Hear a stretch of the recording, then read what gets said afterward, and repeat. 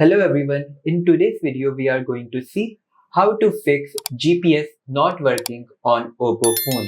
So let's start. First you need to go to your settings, then scroll down and go to apps. From here tap on apps management and search maps.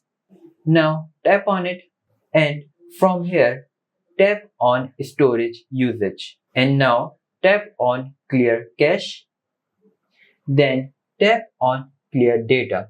After doing that, close this window and go to Settings again. Then scroll down and go to About Device. And from here, tap on your device name and check the software update. If there is any software update, update your mobile because sometimes software update is also another problem of GPS not working. As you can see, my software update is fully up to date. Now, let's open the map.